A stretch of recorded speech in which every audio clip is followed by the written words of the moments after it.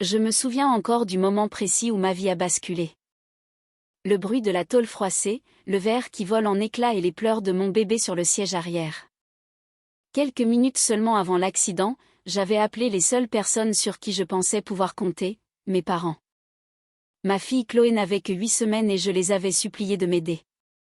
Mais au lieu de secourir leur propre petite fille, ma mère a soupiré et a dit une phrase que je n'oublierai jamais: « Ta sœur a plus besoin de nous en ce moment, ne nous mêle pas à tes problèmes. » C'est à cet instant que j'ai réalisé une chose terrifiante: pour eux, mon bébé n'avait aucune importance.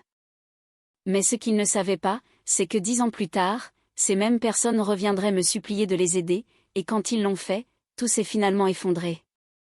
Avant de commencer cette histoire, prenez une seconde pour liker cette vidéo et vous abonner à la chaîne. Des histoires comme celle-ci arrivent plus souvent qu'on ne le pense et parfois, la vérité mérite d'être entendue.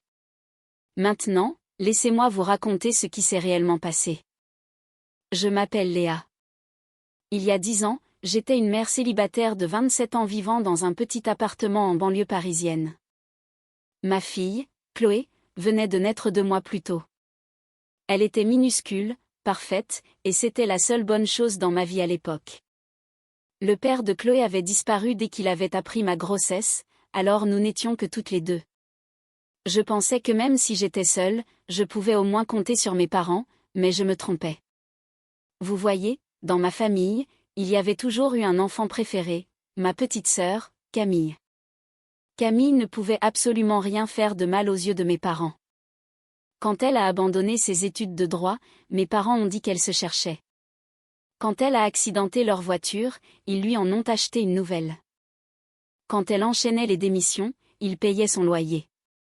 Mais quand je demandais de l'aide, il y avait soudain toujours des excuses. Pourtant, à la naissance de Chloé, j'espérais que les choses changeraient. Je pensais que devenir grand-parent les adoucirait peut-être, mais j'étais naïve. 2 mois après la naissance de Chloé, je devais traverser la ville pour un rendez-vous chez le pédiatre. J'étais épuisée. Quiconque a eu un nouveau-né sait à quoi ressemblent ses premières semaines: pas de sommeil, des pleurs incessants, un stress permanent. Ce matin-là, Chloé avait été difficile pendant des heures. Avant de quitter l'appartement, j'ai appelé ma mère. « Maman, est-ce que tu pourrais garder Chloé quelques heures? J'ai vraiment besoin d'aide aujourd'hui. » Il y a eu un silence au téléphone, puis elle a dit quelque chose qui m'a glacé le sang: « Camille passe une semaine difficile, on lui a promis de l'emmener faire les boutiques aujourd'hui. » J'ai écarquillé les yeux. « Maman, c'est ta petite fille. » Ma mère a pris un ton agacé: « Tu as choisi d'avoir ce bébé, ce n'est pas notre responsabilité. » Ces mots m'ont fait plus de mal que n'importe quoi d'autre. J'ai raccroché, retenant mes larmes. J'ai donc attaché Chloé dans son siège auto et j'ai conduit moi-même jusqu'au rendez-vous. Environ 20 minutes plus tard, tout a basculé. Un camion a brûlé un feu rouge. La seconde d'après, ma voiture partait en tête-à-queue au milieu de l'intersection. Quand le véhicule s'est enfin arrêté, de la fumée s'échappait du capot. Ma tête me lançait, mais la première chose que j'ai entendue, ce sont les pleurs de Chloé à l'arrière. Je me suis forcée à me retourner. Elle était vivante, Dieu merci. Les pompiers sont arrivés en quelques minutes et nous ont transportés aux urgences. Chloé allait bien, elle avait juste eu peur, mais j'avais une fracture au bras et une commotion cérébrale. Allongée sur ce lit d'hôpital, la première chose que j'ai faite a été d'appeler mes parents à nouveau. J'ai pensé que cette fois, peut-être, les choses seraient différentes. « Maman, j'ai eu un accident de voiture », ai-je dit doucement. Il y a eu une pause, puis elle a demandé: « Tu es sérieuse, là ?» Camille est en pleine crise de nerfs. Je n'arrivais pas à croire ce que j'entendais. Je suis à l'hôpital, Chloé est là avec moi, j'ai juste besoin que quelqu'un la prenne pour la nuit. Ma mère a soupiré bruyamment: « On ne peut pas, ta sœur a besoin de soutien moral. » C'était tout, aucune inquiétude, aucune panique, aucun amour, juste des excuses. J'ai raccroché en me sentant totalement seule. Mais ce soir-là, quelque chose d'inattendu s'est produit. Vers 21h, un vieil homme est entré dans ma chambre d'hôpital, c'était mon grand-père. Il avait l'air furieux. « Ta mère m'a dit que tu allais bien », a-t-il dit. Je l'ai regardé fixement. J'ai eu un accident de voiture aujourd'hui. Sa mâchoire s'est crispée. Il s'est assis à côté de mon lit et a doucement pris Chloé dans ses bras. Elle est magnifique, a-t-il chuchoté. Puis il m'a regardé et a dit une chose qui allait tout changer, ne t'inquiète pas, je vais m'occuper de tout. Au cours des jours suivants, mon grand-père m'a aidé plus que quiconque ne l'avait jamais fait. Il a pris Chloé chez lui pendant que je me rétablissais, il a apporté des courses à mon appartement et il a même aidé à régler mes factures. Mais ce que je ne savais pas à l'époque, c'est qu'il avait aussi commencé à poser des questions, et les réponses qu'il a trouvées l'ont choqué lui-même. Vous voyez, mes parents racontaient à tout le monde dans la famille qu'ils étaient en difficulté financière à cause de moi. Ils prétendaient aider constamment leur fille irresponsable. En réalité, ils ne m'avaient jamais aidé une seule fois, tout leur argent allait à Camille. Quand mon grand-père a découvert cela, il était furieux, mais il n'a encore rien dit à personne. Au lieu de cela, il a pris discrètement une décision qui ne serait révélée que des années plus tard. La vie a suivi son cours.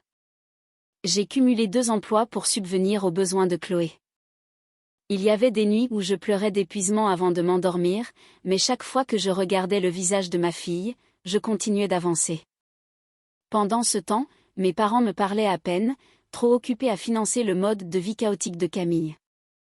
Les années ont passé. Chloé est devenue une petite fille intelligente, gentille et incroyable. Et lentement, ma vie a commencé à s'améliorer. J'ai lancé ma propre petite entreprise en ligne de bijoux artisanaux. Au début, je gagnais à peine de quoi vivre, mais en quelques années, l'activité a explosé. Les commandes arrivaient de tout le pays. Quand Chloé a eu 10 ans, mon entreprise rapportait plus d'argent que je ne l'aurais jamais imaginé. J'ai acheté une magnifique maison dans un quartier calme des Yvelines. Chloé avait sa propre chambre, un grand jardin et l'enfance dont j'avais toujours rêvé.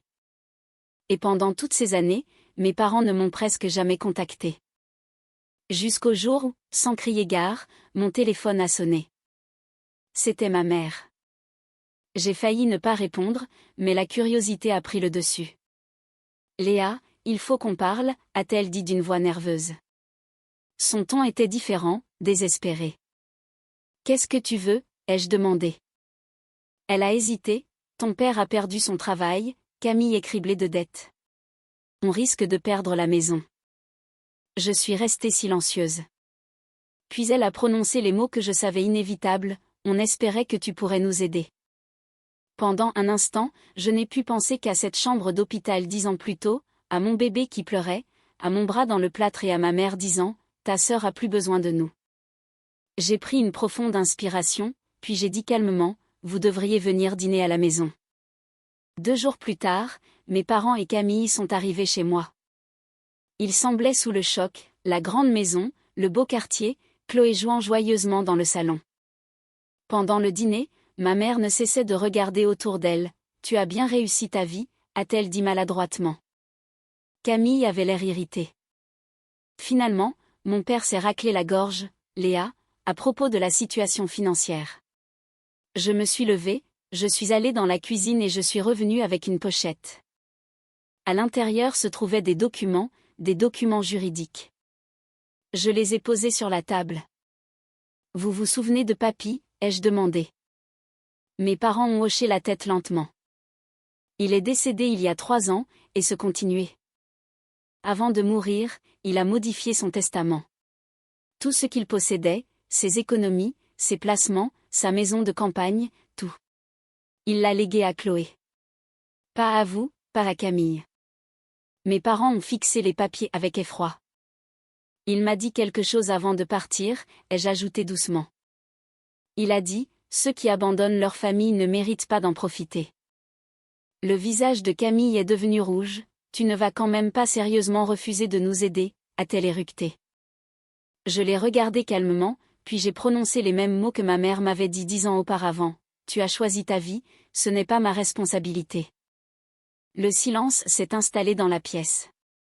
Chloé est entrée dans la cuisine à ce moment-là et m'a serré dans ses bras. Maman, on peut avoir le dessert maintenant, a-t-elle demandé gentiment. J'ai souri, bien sûr. Et alors que mes parents restaient assis là, pétrifiés de silence, j'ai réalisé une chose, parfois, La meilleure des vengeances n'est pas de blesser ceux qui vous ont abandonné, c'est simplement de se construire une vie si belle qu'ils réalisent qu'ils n'y ont plus leur place. Et c'est exactement ce que j'ai fait.